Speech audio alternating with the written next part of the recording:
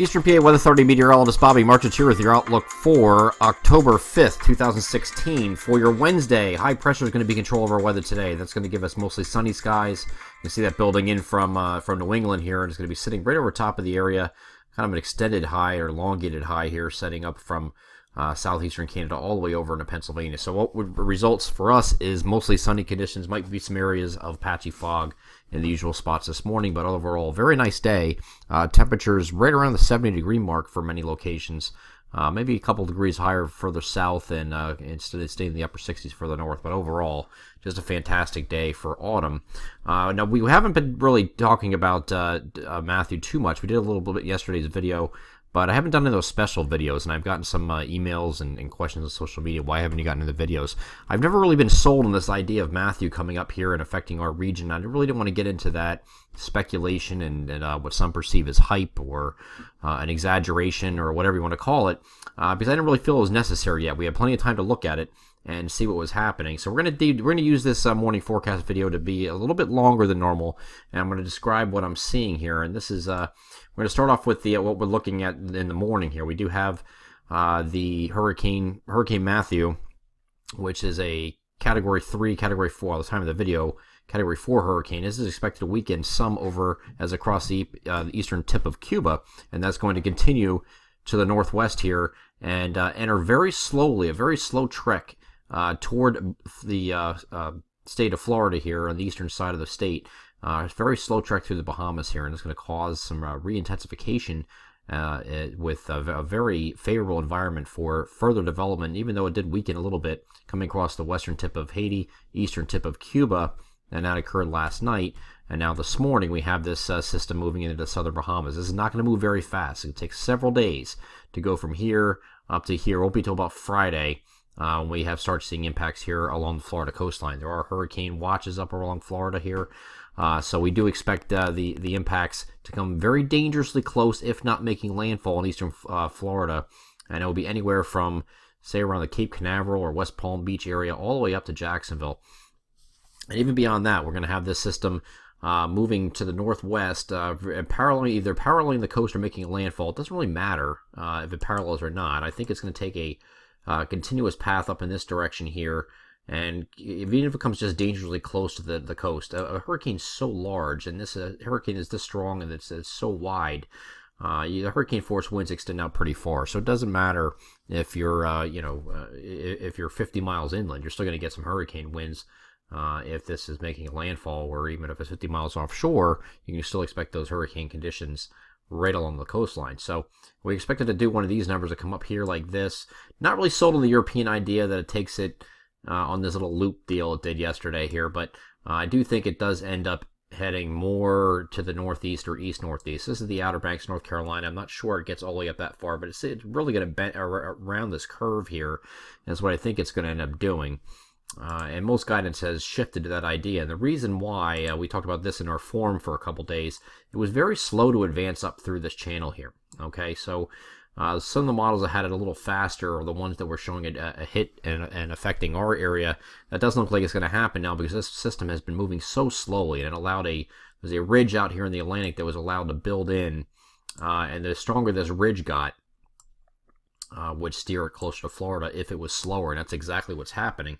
So we do expect that to continue, and that also lowers the chances that it's going to affect the northeast United States. So if you do have anybody with interest down in this area, we do expect to make sure they take any especially family members and friends, make sure they take these warnings seriously. If they do have evacuation orders, please make sure they follow them. And this is not something to mess around with. This is a very, very bad situation potentially for Florida, southeastern Georgia near Savannah, and all the way up to Charleston, South Carolina, maybe even the Outer Banks, North Carolina, as this continues off to the east-northeast. We don't expect this to affect our area here, thankfully, but these areas down here, anywhere from like I said, we're about maybe West Palm Beach or Cape Canaveral, somewhere in that area, Fort Lauderdale, all the way up into the Outer Banks. That whole bend here needs to watch out, and then it covers these 4 states on the eastern side. So a very serious situation from this.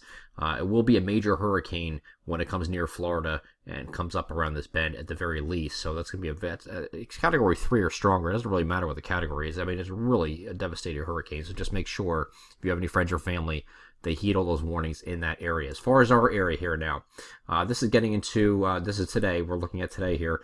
Getting into Thursday, I expect much of the same. High pressure is going to be right over top of the area again on Thursday. So another mostly sunny day.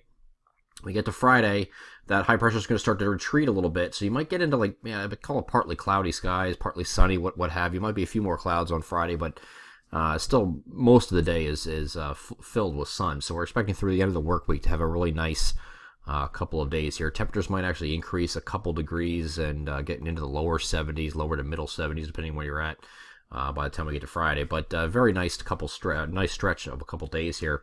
Again, then when we get to Saturday, you see this cold front boundary here coming in.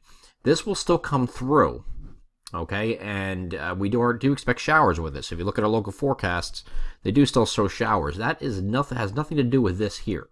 This is Matthew now making this turn up the coast that I showed in that previous image. This cold front will still come through our area, and it will bring showers. The question all week has been how much interaction with this trough axis. Here's your cold front, and here's your showers out ahead of it. How much interaction does that have with Matthew, if any at all? I'm starting to lean against less interaction or little to none, okay, because this is now going to be heading up in this direction and heading out.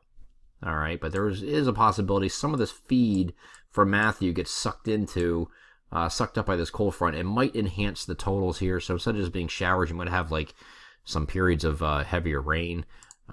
But the models are trending against that. Right now, actually, the latest model guidance is now showing, for our area anyway, just a couple tenths of an inch, and this is all under a half-inch total. So this is what I'm leaning toward. Not really expecting too much of a travel connection, but this is something that could happen. It was showing this on the GFS a couple days ago. As a matter of fact, the GFS, even though it wasn't showing a direct hit from Matthew, was showing anywhere from 3 to 5 inches at one point. That was just 36 hours ago. So this is definitely trended drier. And this is all from the cold front with a lack of connection with this trough axis. So this trough will continue to push eastward, and this is now looking at Saturday and Saturday evening. So this will push through during the course of that time frame from Saturday evening. There probably might even be Saturday afternoon. We're going to work on the timing of the front yet, because that still is undecided. There's still some differences between the GFS and Euro and the timing of this front. But the general idea is Saturday, maybe Saturday evening. Okay.